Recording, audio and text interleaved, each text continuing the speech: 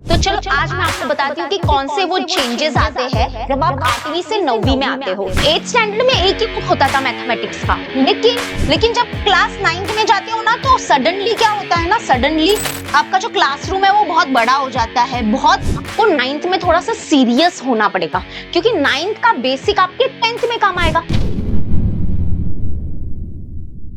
Hi everyone, welcome back. My name is Galaxy Parmar and as you all know कि मैं इस channel पे आपको पढ़ाती हूँ अलजेब्रा एंड ज्योमेट्री।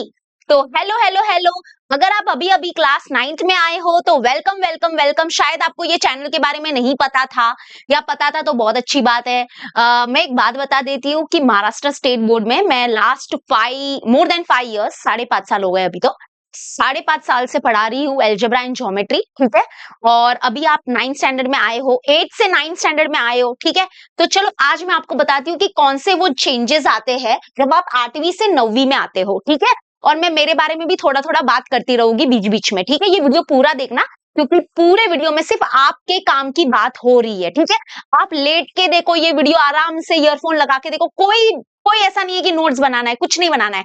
अभी आप थोड़ा सा रिलैक्स मोड में हो तो अच्छे से ये वीडियो को देख लो, ठीक है। और मैं आपको वीडियो के साथ साथ खुद को भी इंट्रोड्यूस करती रहूंगी। मेरा नाम गैलेक्सी परमार है और यस, मेरा रियल नाम गैलेक्सी है, तो थोड़ा शायद आपको अजीब लग सकता है बट यस। और दूसरी बात, एक और बात बताऊं क्या, मैंने ना 9th स्टैंडर्ड के लिए बहुत अच्छे अच्छे वीडियोस पहले से बना के रखे हैं अलजेब्रा ज्योमेट्री के। और है ना, क्या होता है ना कि यूट्यूब पे ना सिर्फ 10th स्टैंडर्ड के लिए काम करते हैं मोस्टली टीचर्स, और मैंने भी वही किया था स्टार्टिंग में क्योंकि 10th में बोर्ड एग्जाम होता था तो बच्चे सीरियसली देखते थे, बच्चे सीरियसली देखते थे यूट्यूब पे वीडियोस, है ना। तो भी क्या हुआ ना कि लास्ट ईयर से ना मैंने 9th स्टैंडर्ड पे बहुत काम करना चालू किया और मैंने ना 9th के अलजेब्रा एंड ज्योमेट्री के सारे वीडियोस बनाए।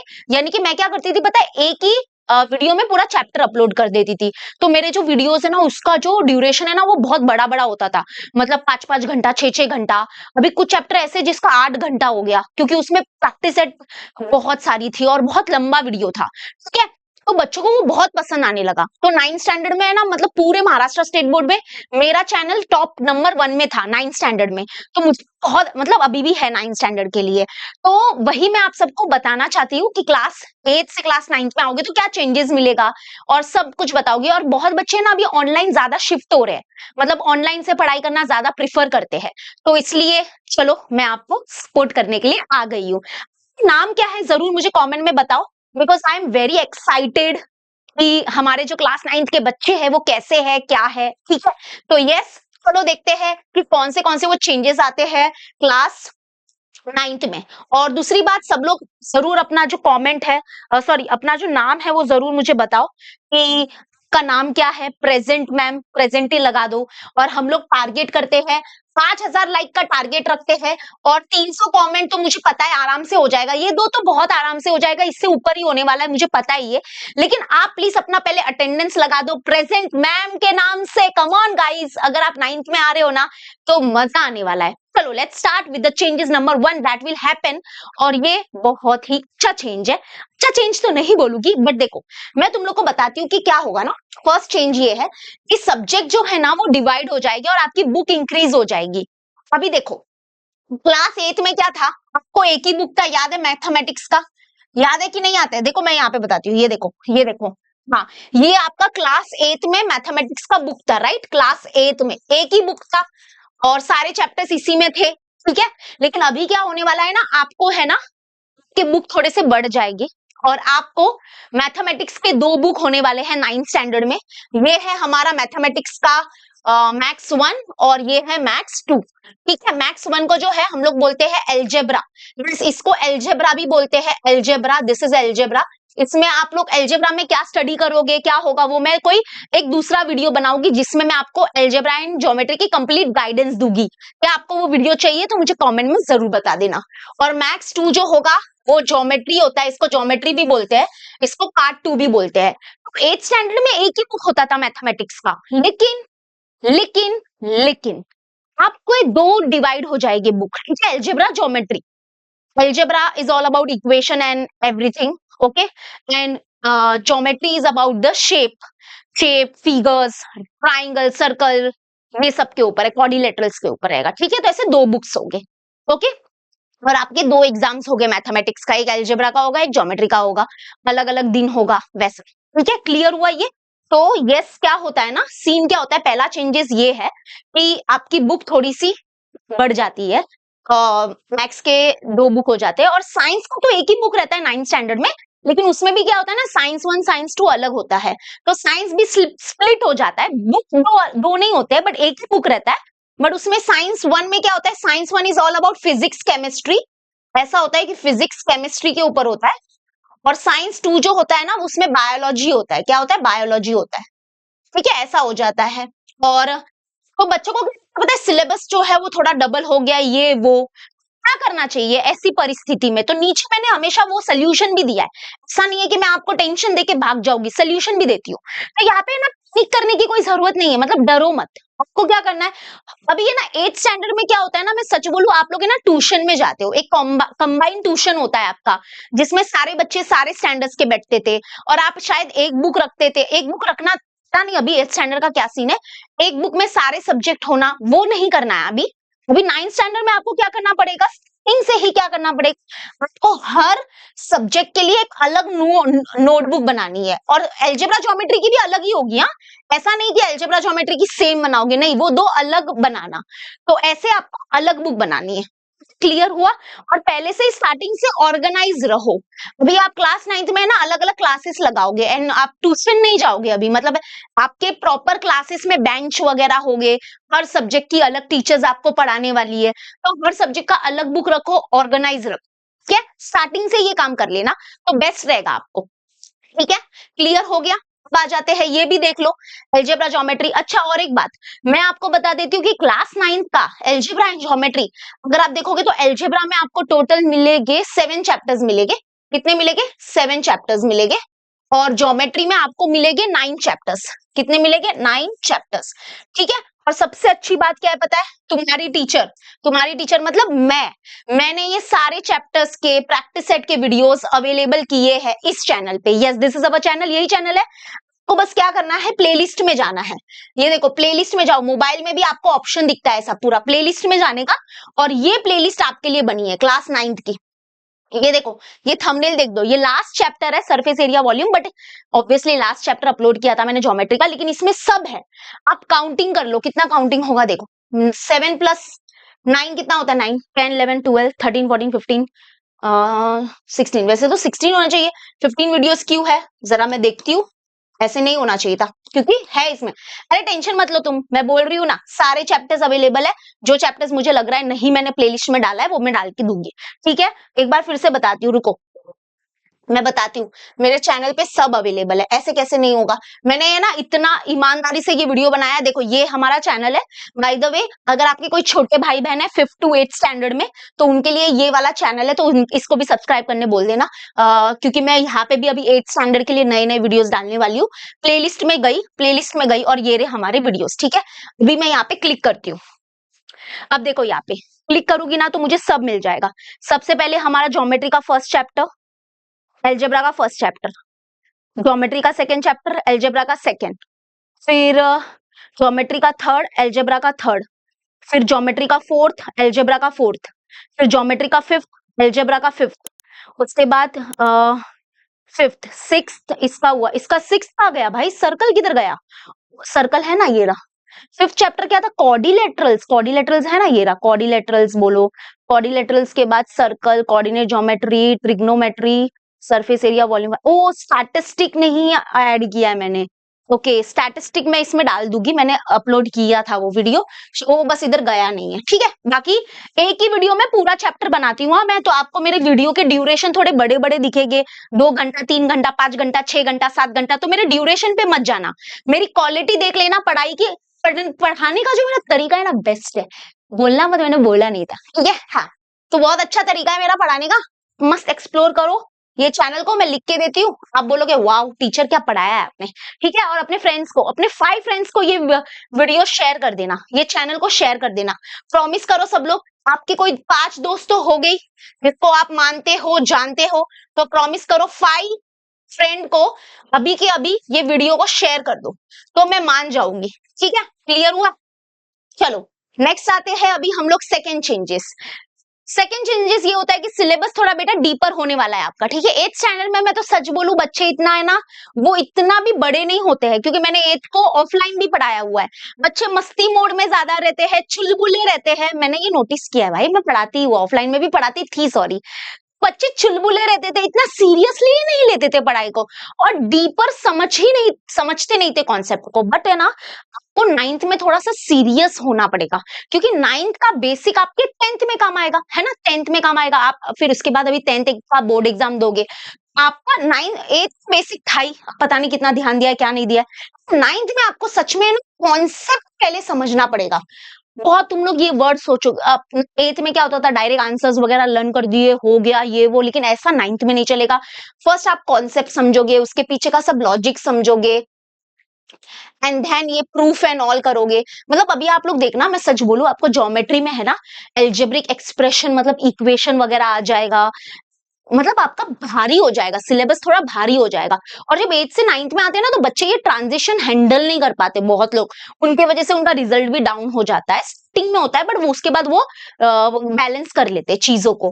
अभी ज्योमेट्री में ना आपने ना ये 9th में नहीं एक्सपीरियंस, सॉरी 8th में एक्सपीरियंस नहीं किया, बट ज्योमेट्री में प्रूफ आ जाएंगे, थ्योरम्स आ जाएंगे, बहुत कुछ आ जाएगा, ठीक है। प्रैक्टिस सेट भी बहुत होते हैं। और साइंस में एटम को समझना, सेल्स, मोशन क्या क्या होता है भाई, और लैंग्वेजेस में राइटिंग स्किल पे वर्क करना, ग्रामर पार्ट देखना, सीन अनसीन पैसेज, क्योंकि 9th में आप ये सब समझोगे तो 10th में और इजी पड़ता है। तो यस, आपका जो सिलेबस है थोड़ा और बहुत डीपर हो जाता है, और उसके लिए आप क्या करोगे, सबसे बेस्ट है आप रिवीजन वगैरह करते रहने का, टाइम टू टाइम बेसिस पे। आप ऐसे कर सकते हो कि पूरा जो आपने पूरे वीक पढ़ा है, तो Sunday as a revision day रख सकते हो, रिवीजन करो। सर हर सब्जेक्ट का अलग अलग नोटबुक बनाओ, ठीक है। अपने कॉन्सेप्ट सबसे पहले क्लियर करो, उसके बाद आप अपना लर्निंग फेज करो, लर्निंग करो, और लिख लिख के जितना हो सके लैंग्वेजेस को लिख लिख के प्रैक्टिस करो। एल्जेब्रा ज्योमेट्री डेली प्रैक्टिस होना चाहिए। मैथमेटिक्स एक ऐसा सब्जेक्ट है जो आप डेली प्रैक्टिस करोगे और लिख लिख के प्रैक्टिस करो, उसको ओरली नहीं कर सकते। Mathematics is a subject that can't be done orally, ठीक है, क्लियर हुआ। ओके, अभी और एक बात आपको बताना चाहती हूँ बेटा, अगर आप क्लास 9th में आ रहे हो और आप अगर एक ऑनलाइन बैच देख रहे हो जो ऑनलाइन आपका क्लास लेता है सेम ऑफलाइन की तरह, तो हमारे पास देखो हमारा इजी लर्निंग का पूरा प्लेटफॉर्म है, जहाँ पे आपको सारे स्टैंडर्ड के ऑनलाइन बैचेस मिलते हैं, ठीक है। We will soon launch our class 8th batch also, तो यू कैन सी कि हम लोग कितना अच्छा कर रहे हैं महाराष्ट्र स्टेट बोर्ड में। तो क्लास 9th का भी हमारा बैच है, that is victory 5.0। This batch is for those जो क्लास 9th में भी आए हैं, एंड जो ईयर 2026 इनका जो एकेडमिक ईयर है वो ये है, और ये English medium and semi English medium के बच्चों के लिए ये बैच है, ठीक है। आपको तो पता ही है सेमी इंग्लिश मीडियम का इतिहास, भूगोल एंड होता है, तो वो सब भी होगा हमारा। संस्कृत है तो संस्कृत भी होता है, हिंदी, कंपोजिट, एंटायर, सब कुछ है हमारे पास, ठीक है। ये बैच में आपको क्या क्या मिलेगा उससे पहले, ये ऐसे हमारे जूम पे मीटिंग वगैरह होते हैं for doubt clearing session and all. हमारा 9th का 10th का सब बैच है हमारे पास, ठीक है। और ये देखो हम लोग क्लास 9th का बैच, ये पहला बैच नहीं रन कर रहे, हमारे पास ऐसे स्टूडेंट है जिन्होंने क्लास 9th में देखो कितने कितने परसेंटेज लाए हैं, 99.16, ठीक है। और ये सिर्फ एक ही नहीं है, बहुत सारे हैं, बहुत सारे हैं। तो यहाँ पे आप देख सकते हो, यहाँ पर 98, फर्स्ट टर्म में 96.50 है, आई डोंट नो आपको दिख रहा है कि नहीं, और सेकेंड टर्म में 98.83 परसेंटेज है। तो ये सब हमारे विक्ट्री बैच से ही इन्होंने पढ़ा है, ठीक है।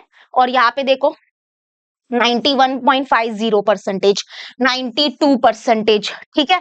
और यहाँ पे आई थिंक फर्स्ट टर्म का है, ये देखो यहाँ पे सब ऐसे first term second term, first term second term, ऐसा, ठीक है। और यहाँ पे ये देखो परसेंटेज, यहाँ पे देखो ये परसेंटेज, मतलब 90s में। और ये तो मैंने कुछ ही स्क्रीनशॉट लगाए, सच बोलूं तो इतने स्क्रीनशॉट लगाएंगे तो पूरा टाइम निकल जाएगा। और ये हमारे पूरे आपके विक्ट्री बैच के टीचर्स होने वाले हैं। मैं आपका ज्योमेट्री लूंगी, ठीक है, मैं आपका ज्योमेट्री लूंगी, और हमारे साथ योगेश सर भी है जो आपका एल्जेब्रा लेंगे, ठीक है, हम दोनों साथ में आपका मैथमेटिक्स लेंगे। शुभम सर और पार्थ सर आपका साइंस लेंगे, साइंस 1 साइंस 2। उसके बाद नीलिमा मैम जो है वो इंग्लिश मीडियम का सोशल स्टडी लेंगे, हिस्ट्री ज्योग्राफी।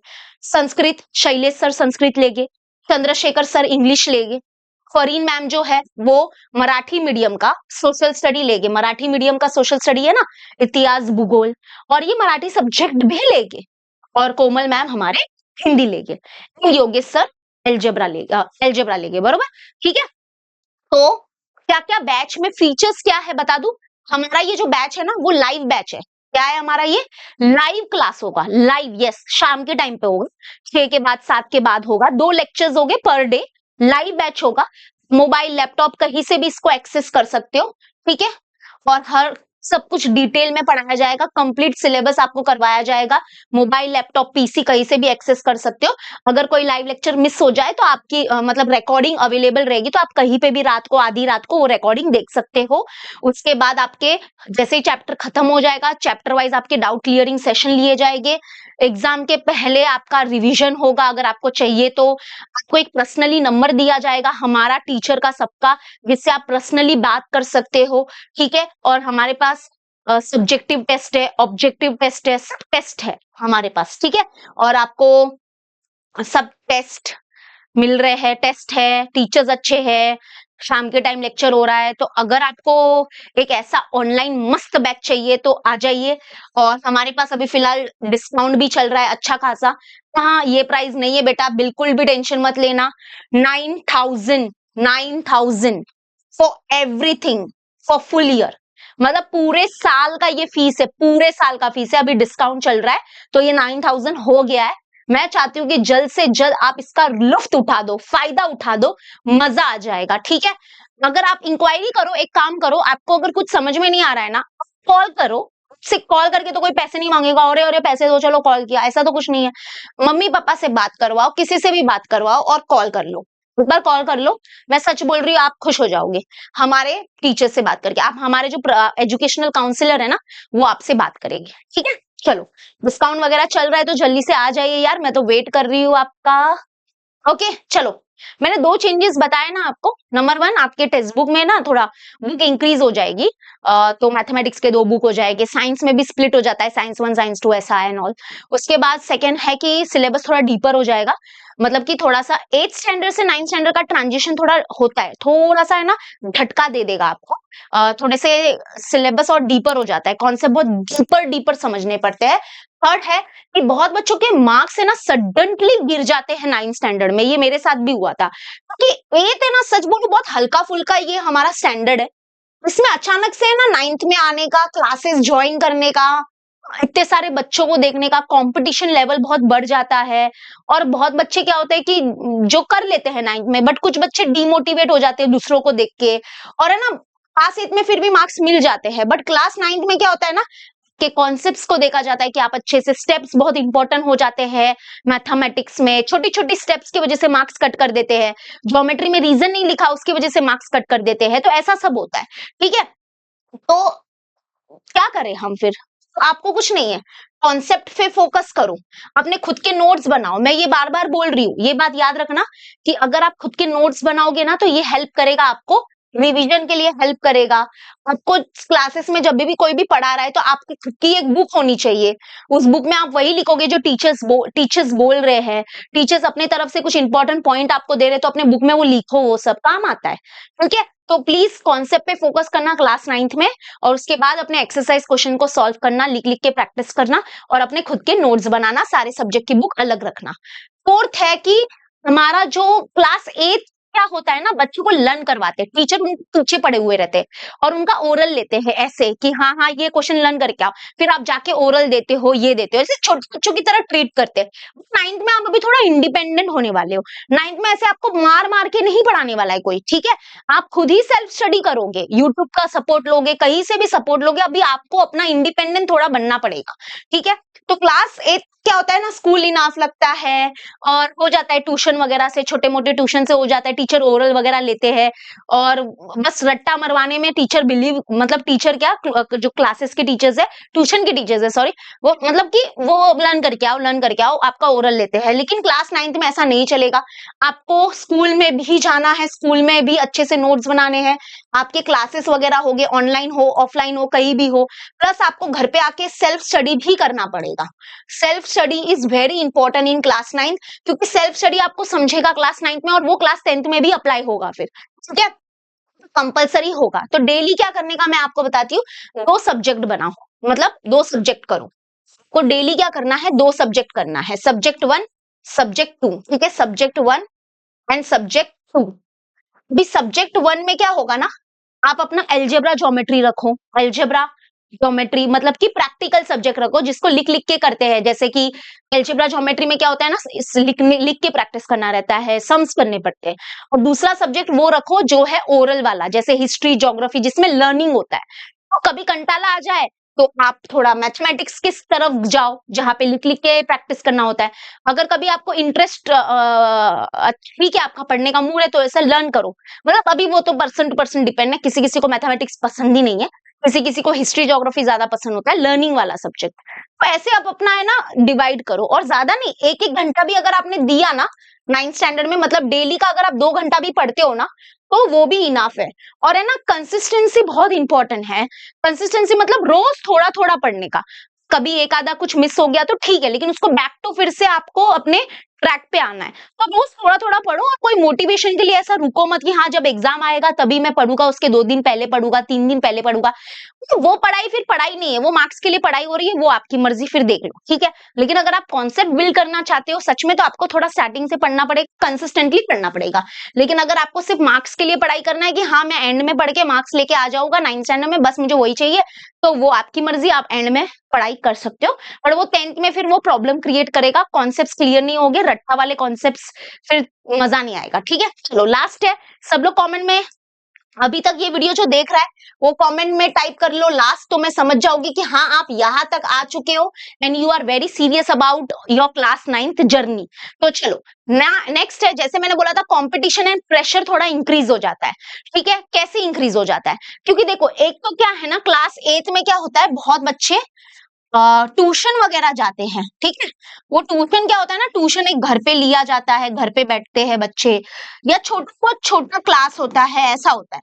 लेकिन जब क्लास 9th में जाते हो ना, तो सडनली क्या होता है ना, सडनली आपका जो क्लासरूम है वो बहुत बड़ा हो जाता है, बहुत बहुत बच्चे भी हो जाते हैं क्लास 9th में। तो एक क्या होता है ना, प्रेशर क्रिएट हो जाता है, बच्चे, हाँ, बच्चे अचानक से इंक्रीज हो जाते हैं। तो एक है ना, क्लासरूम में ना एक प्रेशर जैसा क्रिएट हो जाता है, अरे यार इतने बच्चे।